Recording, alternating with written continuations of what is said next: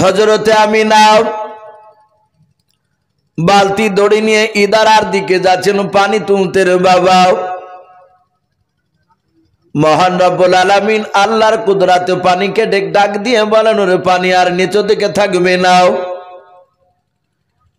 আল্লাহর কুদরতে পানির জবান খুলে গিয়ে ডাক দিয়ে আল্লাহকে বলেন, আল্লাহ তুমি এর পূর্বে কোনোদিন পানি ওঠার কথা বলো না, আজকে হঠাৎ কেন তুমি উঠতে বললে বলাও। আমার আল্লাহ বলেন, ওরে আমার পানি দেখ, কে পানি নিতে আসছে।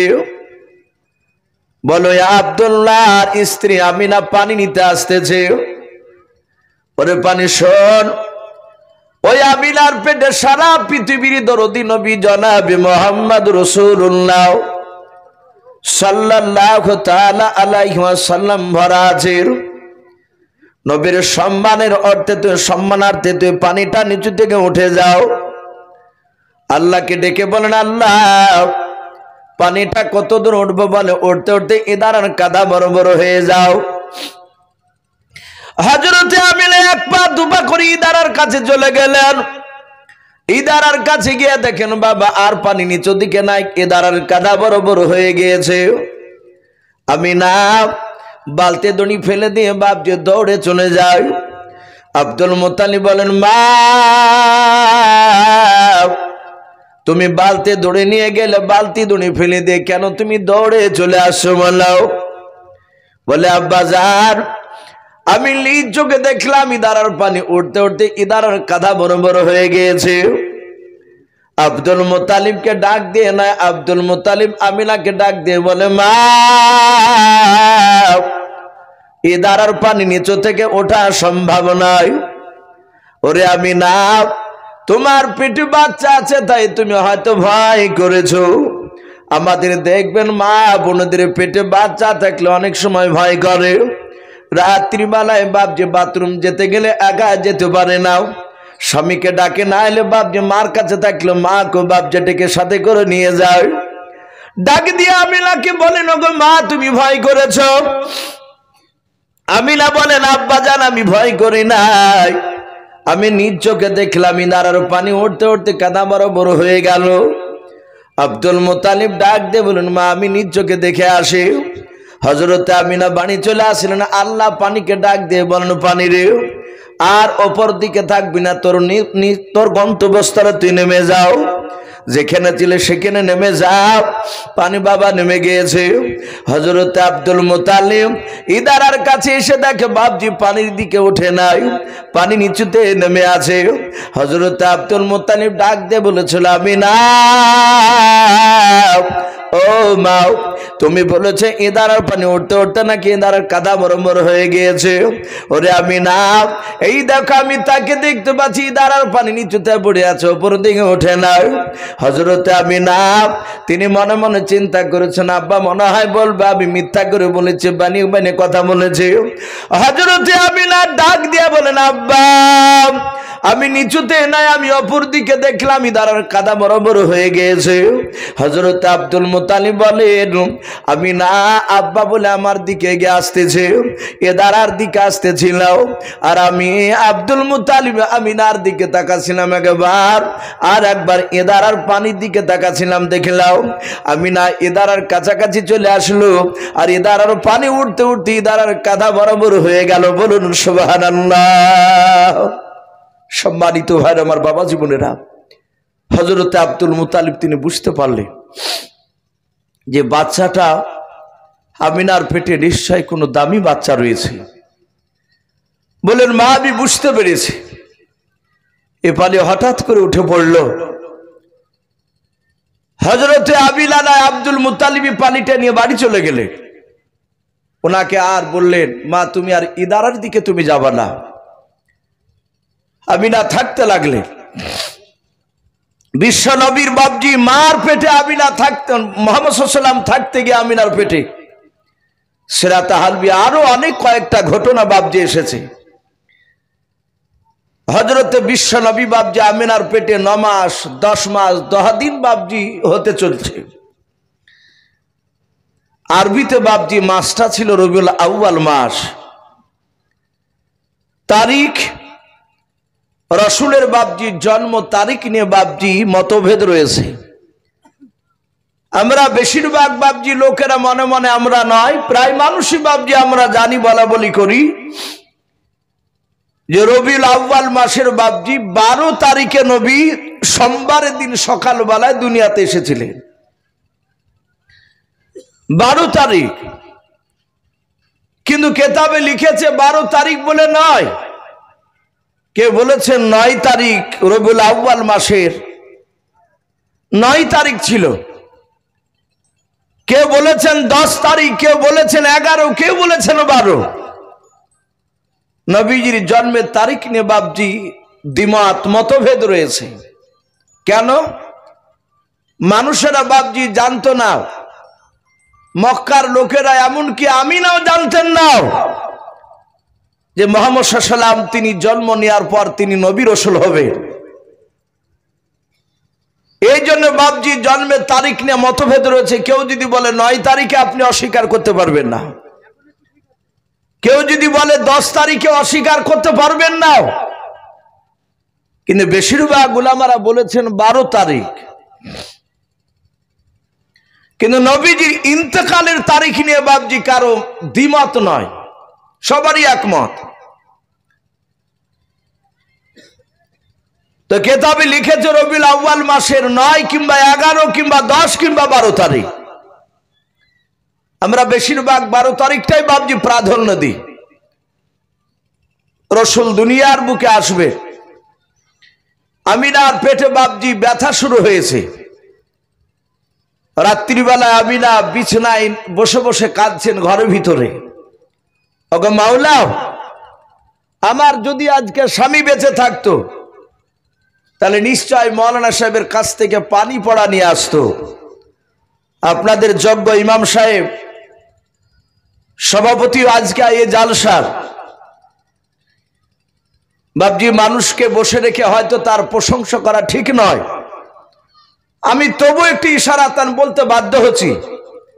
এই গ্রামের মানুষ খুব ভাগ্যবান যে একজন আপনারা যোগ্য ইমাম পেয়েছে।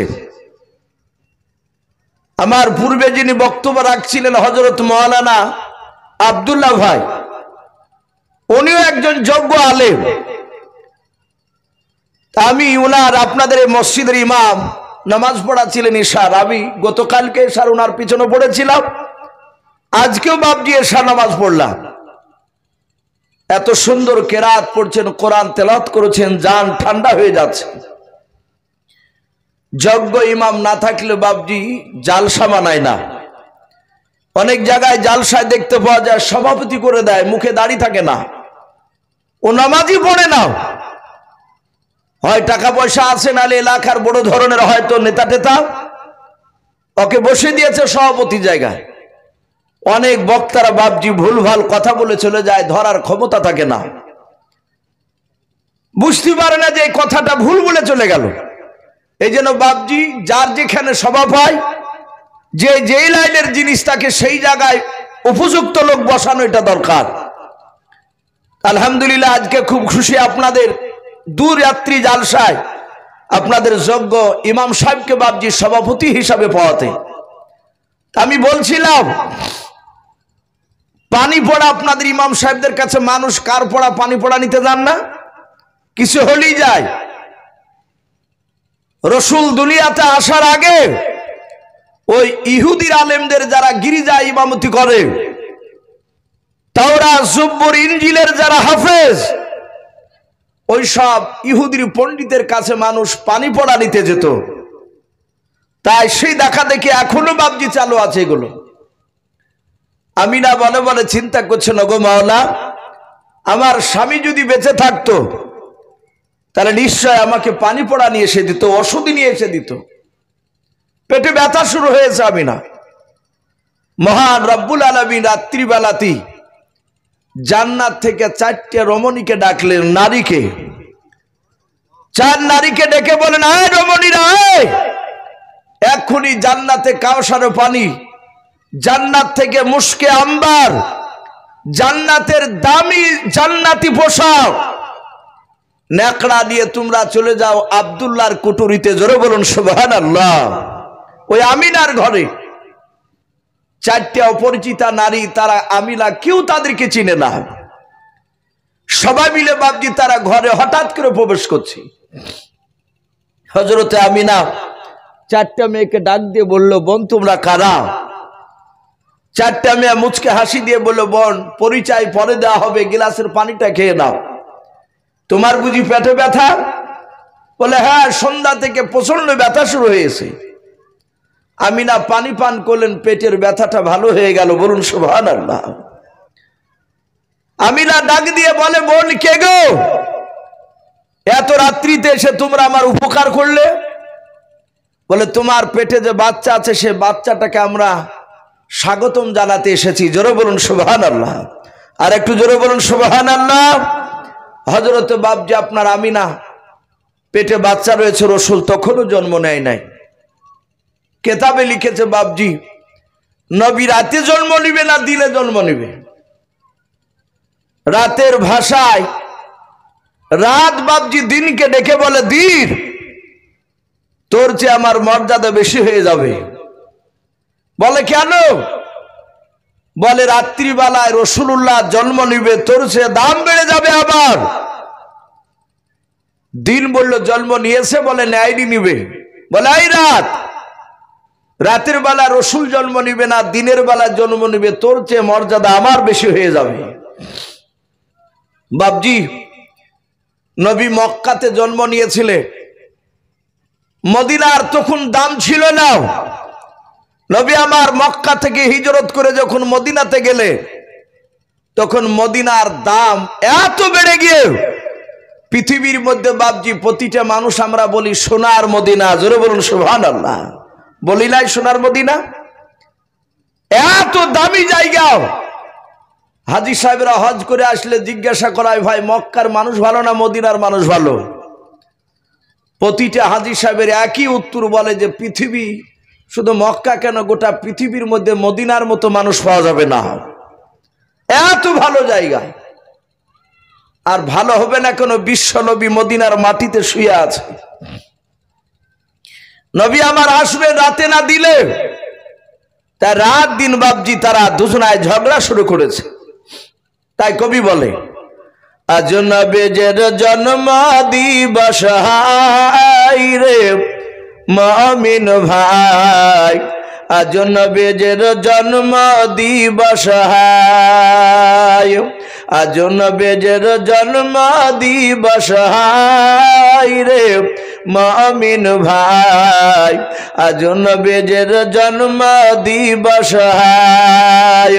ওই রাতে বলে আমার হবে, ওই দিনে বলে আমার হবে, রাতে দিনে ঝগড়া করে যাই রে মুমিন ভাই, আজ নবীর জন্ম দিবস হায়, আজ নবীর জন্ম দিবস হায় রে মুমিন ভাই, আজ নবীর জন্ম দিবস হায়।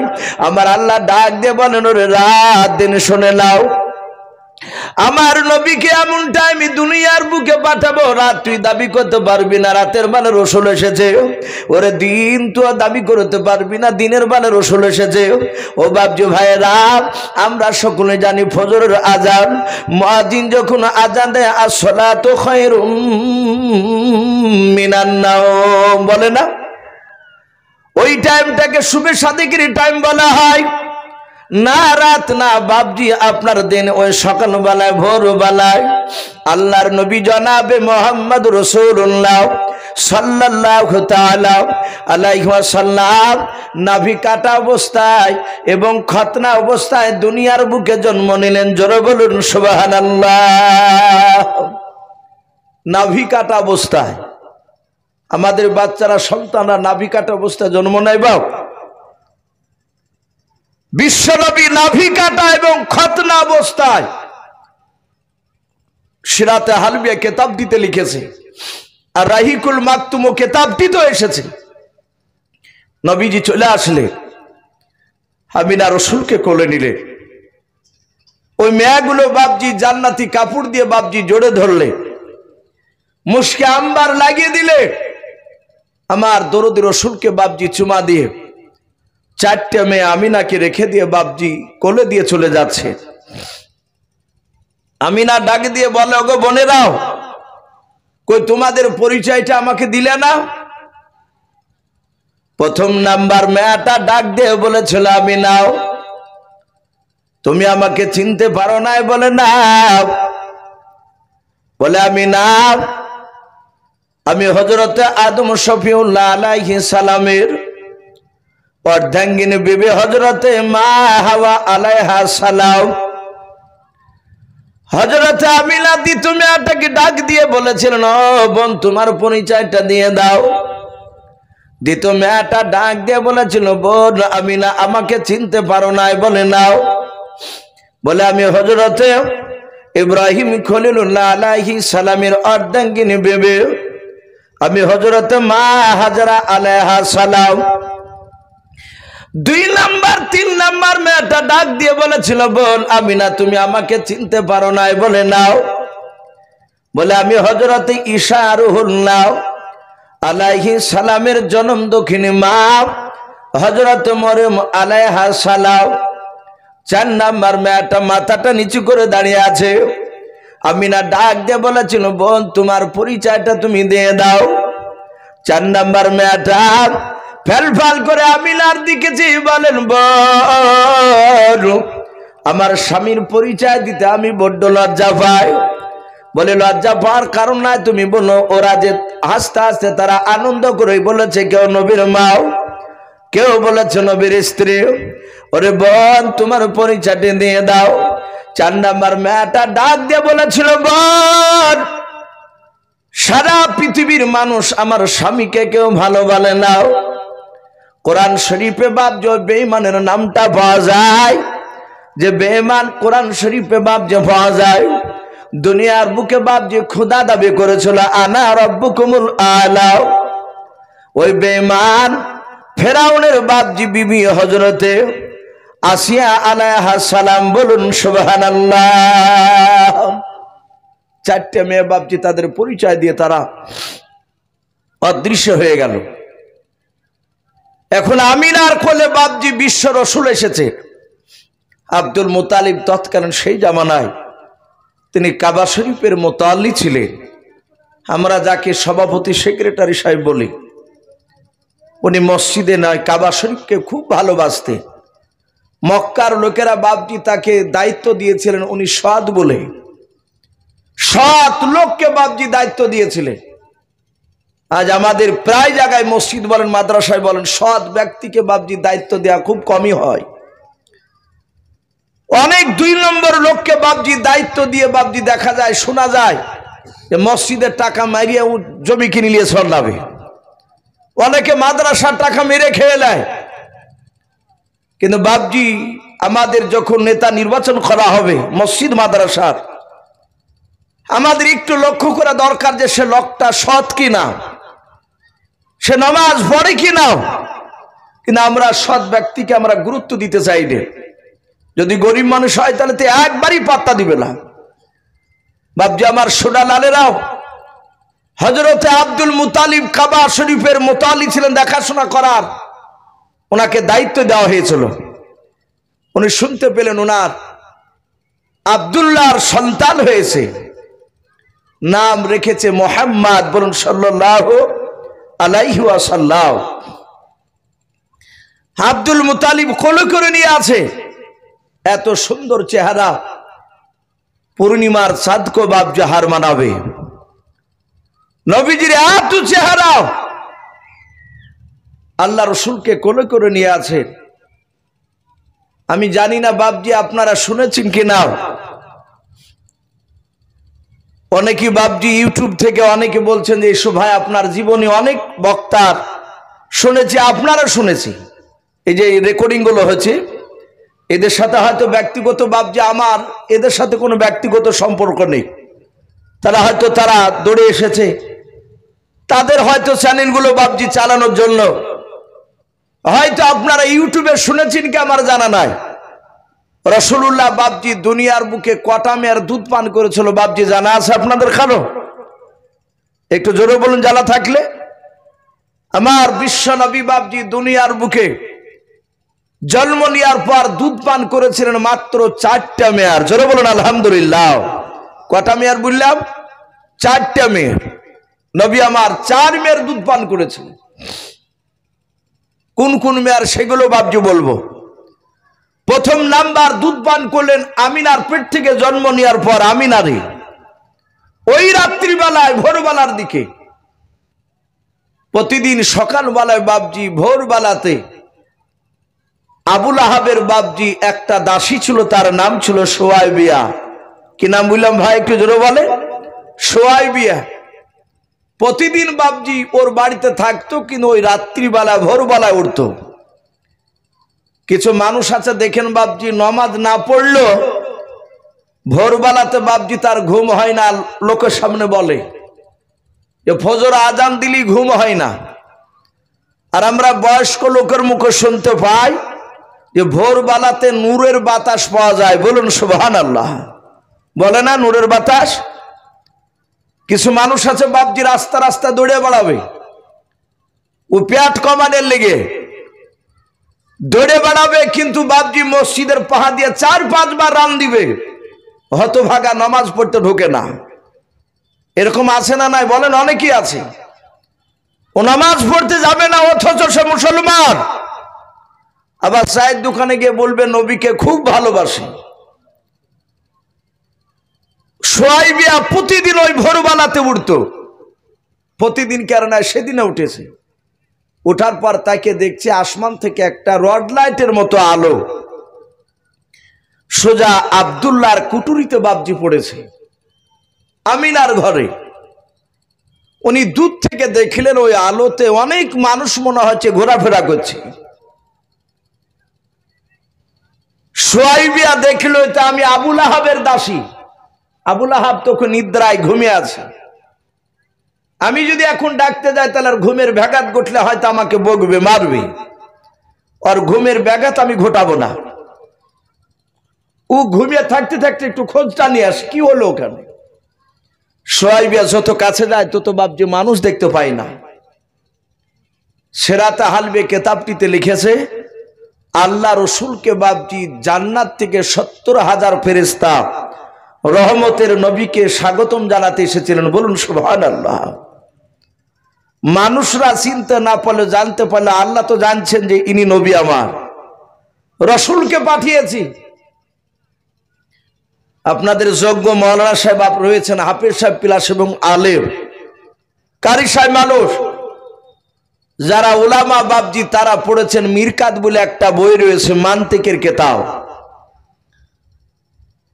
জেনারেল শিক্ষিত ভাইয়েরা যারা একটু উচ্চ শিক্ষায় শিক্ষিত হয়েছেন তারা জানেন যে দর্শন কাকে বলে। দর্শন বলে একটা সাবজেক্ট রয়েছে, এটা বাংলা আমরা বলি, ইংরেজিতে বাপজি ফিলোসফি বলি, তর্ক বিতর্কর বাপজি সেটা সাবজেক্ট। ওর ওই দর্শন বলেন আর ফিলোসফি বলে, তার যদি জ্ঞান না থাকে সে মানুষকে কথা বলে বোঝাতে পারবে না। অনুরূপভাবে ওই কেতাবগুলো ওই বই সাবজেক্টটা কি আমাদের মাওলানা ভাষায় বাপজি ওটাকে মান্তিক বলা হয়, যাকে ফালসাফার ইমাম বলি আমরা, যিনি লিখেছেন এই মান্তিক কিতাব। তে মিরকাত বলে বাপজি একটা বই রয়েছে, ওই বইয়ের বাপজি সারাতে নাই মতনে লেখা আছে খুতবায় আল্লাহ রসুলকে প্রশ্ন করা হলো, হে রসুল আপনি কবে থেকে নবী ছিলেন? এই মুহাম্মদ সাল্লাল্লাহু আলাইহি ওয়াসাল্লামের কথা। আমার পূর্বেকার বক্তা হযরত মাওলানা আব্দুল্লাহ সাহেব বারাকাতুহুম আলিয়া উনি বলছিলেন নবী জীবনী বাপজি শুনতে গেলে সত্যি 1-2 দিনে শোনা সম্ভব নয়। তো মোটামুটি কথা একটু বাপজি একটু টাচ দিছি। তো আল্লাহ রসুল বলেন, এই সাহাবা আমি তখনও নবী রসুল ছিলাম যখন আদম শফিউল্লাহ আলাইহিস সালাম যখন পানি এবং মাটির সাথে মিশ্রিত অবস্থায়, আমরা যাকে কাদা অবস্থায় বলি, নবী বলছেন আমি তখনও রসুল ছিলাম। জোরে বলুন সুবহানাল্লাহ। তাহলে বাপজি রসুলুল্লাহ 40 বছর বয়সে নবুয়তটা বাপজি প্রকাশ হয়েছিল। তার আগে মক্কার লোকেরা জানতো না যে ইনি আখিরি জামানার রাসূল তা, কিন্তু গাছ গুছালি জীবজন্তু পশু পাখি তারা চিনতে পেরেছিলেন। বলুন সুবহানাল্লাহ, ইনি রাসূল তা। তো সুয়াইবিয়া বাপজি এক পা দুপা করে এগিয়ে এসে দেখছে বাপজি মানুষ নাই, বাড়ির ভিতরে বাপজি গুজগাজ করছে। কি ব্যাপার? সুয়াইবিয়া বাড়ির ভিতরে ঢুকে দেখে আমিনা কোলে বাচ্চা নিয়ে বসে আছে, এত সুন্দর চেহারা, সাথে হাতে বাপজি কেতাবে লিখেছে। আমিনার কাছে গিয়ে বাচ্চাটা কোলে নিল। আর বানতে হবে না, মরণ থাক, ওনাকে দিয়ে দে, তোমাকে আর বানতে হবে। ডাক দিয়ে বললেন, সুয়াইবিয়া মনে মনে চিন্তা করছেন যদি এই বাচ্চাটা এত সুন্দর, এই ছেলেটা বড় হওয়ার পর লোকেরা প্রশংসা করবে, এই বাচ্চাটাকে নিয়ে যদি আমার স্তনে মুখ লাগে একটু দুধ পান করাতে পারতাম, জীবনটাকে ধন্য মনে করতাম। বলুন সুবহানাল্লাহ। তাই সুয়াইবিয়া বলল, বোন আমিনা, এই বাচ্চাটা আমাকে দিবা না? বলে কেন? বলে আমি একটু আমার স্তন থেকে দুধ পান করাতাম। বলে করা অসুবিধা নেই। নবীকে নিয়ে দুধ পান করালেন, তাহলে দুটো মেয়ে দুধ খাওয়া হলো। 3 নাম্বার, ওই আমিনার কাছে বাপজি ওই বাড়িতে আর একটা মেয়ে ছিল, কেউ বলেছেন আব্দুল্লাহর আপন বোন, কেউ বলেছেন তার বোন নয়, তার বাড়ির বান্দি দাসী ছিল। বেশিরভাগ উলামারা লিখেছেন আব্দুল্লাহর ওটা বোন, নাম ছিল বাপজি উম্মে আইমন। কি নাম বললাম? উম্মে আইমন। উম্মে আইমন দেখলো একটা পাশের বাড়ি আবু লাহাবের দাসী সুয়াইবিয়াও সে দুধ পান করালো। আর আমার ভাই আব্দুল্লাহ আমিনাকে বিয়ে করে নিয়ে আসার পর থেকেই আমার বান্ধবী হয়েছে, আমি এর সাথে অনেক উঠা বসা করেছি, আর আমি দুধ পান করাতে পারবো না? উম্মে আইমন বলল, আমি নাও, কিছু মনে না করলে আমি তোমার ছেলেকে নিয়ে আমার স্তন থেকে দুধ পান করাতাম। বলে অসুবিধা নাই, খাওয়া। উম্মে আইমন পান করালেন। তাহলে 3টে হলো। 4 নাম্বার আসছে, মক্কা নগরে বাপজি সেই সময় একটা প্রথা ছিল, একটা বাতাস বইতো মক্কা নগরে, বাতাসটাকে লুহ বাতাস বলা হয়। লাম ওয়াও হা, লুহ শব্দের অর্থ হচ্ছে দূষিত। মক্কা নগরে শুধু মক্কাতেই, ওই কুরাইশ বংশের ওই এলাকাটায় বাচ্চা জন্ম নিলি 2 মাস 4 মাস করে মক্কা নগরে তার মার কাছে থাকলি বাচ্চার শরীরে ঘা হইতো, পচা ধরে বাচ্চা মারা যেত। মানুষের একটা আতঙ্ক ধরে গিয়েছিল। এই যে কয়েক বছর আগে বাপজি করোনা গেল, বাসে খুক খুক করে কাশলে মানুষ চাদরটা দিয়ে এমনিকে ঢেকে, কাশিওয়ালা লোক হলে ওর কাছ থেকে 10 হাত দূরে গিয়ে দাঁড়াইতো ভয়। এমনই মানুষের বাপজি আতঙ্ক ধরে গিয়েছিল। অনেক জায়গাতে করোনার সময় তো বাপজি মানুষকে বিনা গোসলে দাফন করিয়েছে, এরকমও রিপোর্ট রয়েছে। দুধ থেকে বাপজি পানি ঢেলি দিয়েছে, ভয়ে লাড়েনি। এ ছিল একটা আতঙ্ক। মক্কা নগরে বাপজি ওই রকম আতঙ্ক ধরে গিয়েছিল মানুষে। সেই সময় মুড়োরা দেখেছিল মক্কার বাচ্চা মক্কার বাইরে চলে গেলে অন্য জায়গায় গিয়ে মানুষ হতো, সে বাচ্চাটা বেঁচে যেত, মরতো না। তাই তারা আইন চালু করেছিল, মক্কার মেয়েরা বাচ্চা জন্ম দিবে, মানুষ করবে অন্য দেশের মায়েরা, দাইমারা, ওরা যে মানুষ করবে তার বিনিময়ে বাপজি তারা মোটা অঙ্কের টাকা পাবে। তাই প্রতিদিন বাপজি মক্কার বাহির থেকে মানুষেরা মক্কা নগরে বাচ্চা নিতে আসতো। রাসূল আমিনার কাছে 5 দিন ছিলেন মক্কা নগরে। 5 দিনকার দিন আমার বিশ্ব নবীকে কোলে করে নিয়ে আমিনা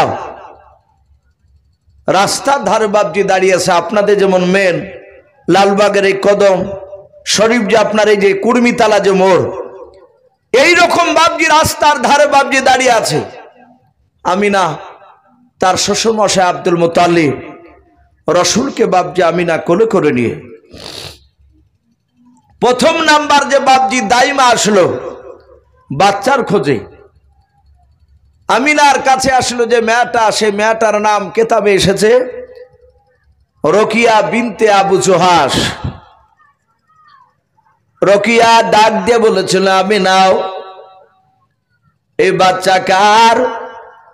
আমিনা বলেছিল বাচ্চা আমার। বলে বাচ্চাটা কি দিবা? নাও। বলে দার জন্নতি দাঁড়িয়ে আছে।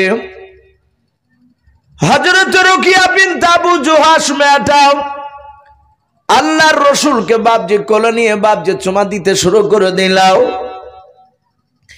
এমন ভাবে ভালোবাসা বাপজি দিতে লাগলো, আদর স্নেহ করতে লাগলো।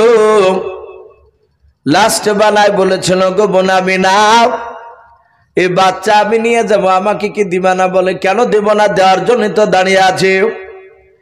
ডাক দিয়ে বলেছিল, রে বোন আমিনাও আমি বাচ্চা নিয়ে যাব, তার পূর্বে একটা কথা বলে, বাচ্চার আব্বা দুনিয়ার বুকে কি কাজ করে একটু খুলে বলাও।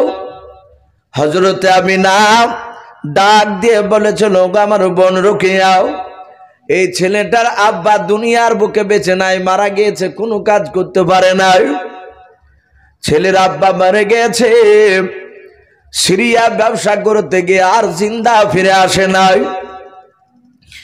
রকিয়া শোনার পর ডাক দিয়ে বলল, আমিনা এই বাপ মরা ছেলে, এতিম বাচ্চা ছেলে নিয়ে গিয়ে কোনো মোটা টাকা পাওয়া যাবে না। ওরে আমিনা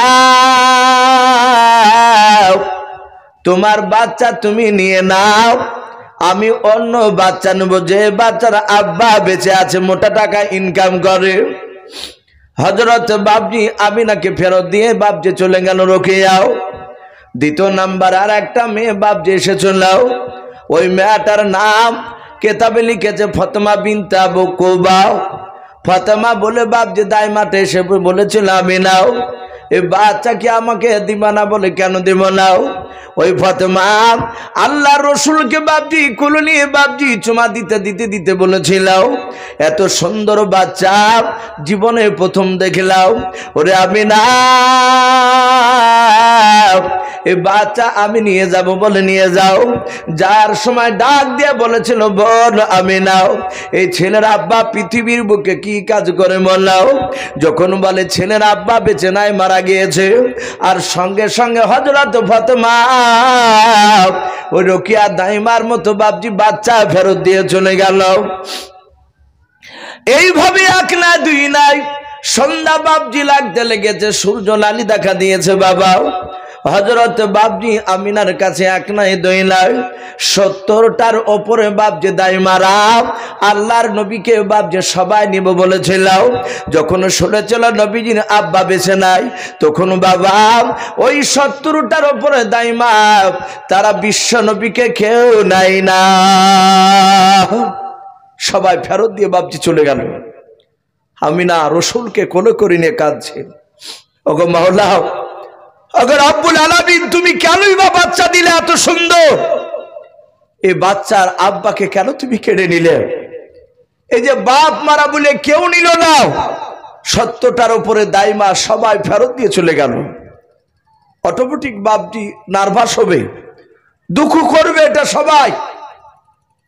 আব্দুল মুতালিবকে বলছেন, আব্বা আমার ছেলেকে আর বাঁচানো যাবে না, এ ছেলেকে মনে হয় আর কেউ নিবে না। বলে মা কাঁদিস না, নিশ্চয় দাইমা আল্লাহ পাঠিয়ে দিবে, আল্লাহ নিশ্চয় দাইমা পাঠাবে। বলে কখন আসবে? তো সন্ধ্যা লেগে গিয়েছে, আজ যদি না নেয় আগামীকালকে আবার, আগামীকাল রাস্তায় দাঁড়িয়ে থাকলে এই মেয়েরা আর আমাদেরকে একবার মুখের কথা জিজ্ঞাসা করবে না, আর মনে হয় দাইমা নেই। কিতাবে লিখেছে বাপজি ওই সমাতার একটা দাইমা ছিলেন, ওই 70-এর মধ্যে এসেছিলেন না উনি, ওনার নাম কিতাবে লিখেছে হালিমাতুস সাদিয়া রাদিয়াল্লাহু তাআলা আনহা। এ হালিমার স্বামী শহীদ, এরা দুজনায় পাতলা দুবলা উঠে চেপে এসেছিল। ওরা অর্থ কাঠামো খুব ভালো ছিল না, তাদের গরিব মানুষ খুব। কিন্তু হালিমাতু সাদিয়ার একটা বাচ্চা ছিল, তার নিজে জন্ম দিয়েছিল, সেও দুধের বাচ্চা। বাচ্চার জন্ম না দিলে তো বাচ্চাকে মানুষ করতে পারবে না দুধ খেয়ে নিজের। সে বাচ্চাটার নাম ছিল বাবজি আব্দুল্লাহ। কি নাম বললাম? ওই হালিমার বাচ্চা নাম আব্দুল্লাহ। বাচ্চাকে বাড়িতে রেখে এসেছে, যার একটা বাচ্চা নিব মক্কা নগরে, দুই বাচ্চাকে একসঙ্গে মানুষ করব। একটা আমারটা তো মানুষ হবি, তার সাথে হাতে পরের আর একটা বাচ্চাকে মানুষ করলে তার বিনিময়ে মোটা টাকা পাবো, আমাদের সংসারে কাজে লাগবে। হযরতে হালিমাতু সাদিয়া গোটা মক্কা বাবজি অলিগলি ঘুরি একটা বাচ্চার সামনে পড়েনি। সন্ধ্যা লেগে গেছে, মক্কার চৌরাস্তার মোড়ে এসে দাঁড়িয়েছে হালিমাতু সাদিয়া। হযরতে বাবজি আপনার হালিমাতু সাদিয়া তার স্বামী সাইদকে বলছেন, ওগো প্রাণের স্বামী, সকাল থেকে টোটো করে ঘুরিয়ে বেরিয়ে একটা বাচ্চা পড়েনি সামনে, উঠো বেশি চলতে পারে নাই। শোনো, রাস্তার ধারে যদি কোনো বাচ্চা পেয়ে যায়, আমরা ওর আব্বা কটাকে ইনকাম করে বাচ্চা মানুষ করলে কত টাকা দিবে এসব ডিমান্ড করব না, সব চুক্তি টুক্তি সব করব না, জিজ্ঞাসাই করব না। ছেলেটাকে নিয়ে মানুষ করব, এর বিনিময়ে যা দিবে নিয়ে নেব, বলো রাজি আছো? হযরতে হালিমাতু সাদিয়ার স্বামী ডাক দিয়ে বলল যে বিবি, তুমি যাতে রাজি আমিও তাতে রাজি। এই প্রজেক্ট ম্যান নাই নাকি? ফোন হয়েছে তো বাবজি আমার সুলা লালেরাও। হযরতে হালিমাতু সাদিয়া বলল অসুবিধা নাই, সাইদে বলল অসুবিধা নেই।